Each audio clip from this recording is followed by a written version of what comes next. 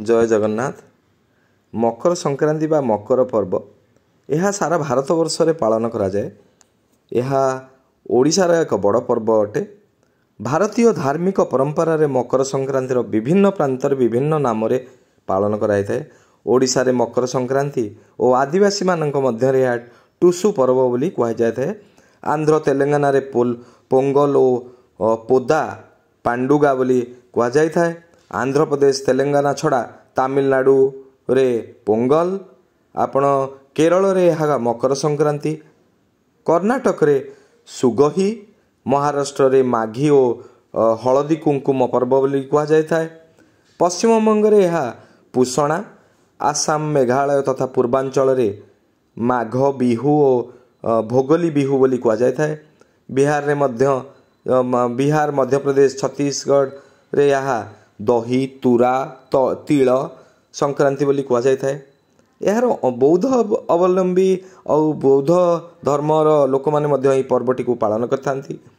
सूर्य भगवान उत्तरायण गति यही मकर संक्रांतिर तिथि रे आरंभ हुए। उत्तरायण समय मृत्यु हेले मोक्ष प्राप्ति बोली मध्य कहा जाए थाए। विश्वास अछि पितामह भीष्मंकर सरसज्जा होइथिला और से शेष रे यही समय रे ही इच्छा मृत्यु वरण करथिले।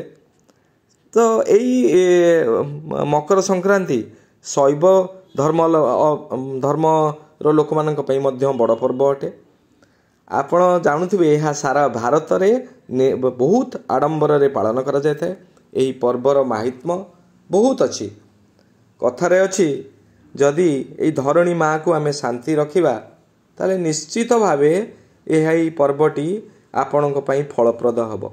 एही पर्व रे एही मकर संक्रांति जानुआरी मासरे पालन करा जाय थाए।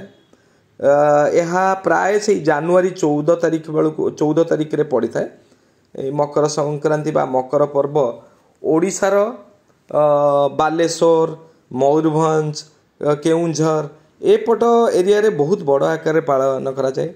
ओडिशार कटक जिल्ला रे यह गुड़ी उत्सवर पालन कर जाए। गुड़ी उड़ा परंपरा अच्छी। एथिरे कंपटीशन हुए, बहुत लोग पार्टिसिपेट करती।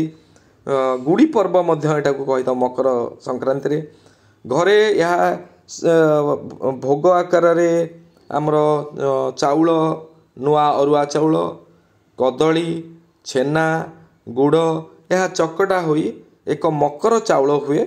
से मकर चाउल रे भोग चारिआडे बंटा जाए थाए। मकर चाउल यहाँ को कही था। एथिरे लोक माने मध्य निज निज भितरे मकर बसंती माने भल बंधुत्वर दिवस मध्य कहा जाए। मकर बसंती आउ यह निश्चित रूपे सारा भारत पे एक बड़ पर्व। एथिरे घरे बिना आइंसरे रोषेई हुए, मूर्ज पड़े, विभिन्न कथा अच्छे। आहीपरी पर्वटी को पालन करता। मुझे बेसी किसी कहूनी। आपको जब भल लगे निश्चित शेयर करेंगे और लाइक करेंगे। धन्यवाद। जय प्रभु जगन्नाथ।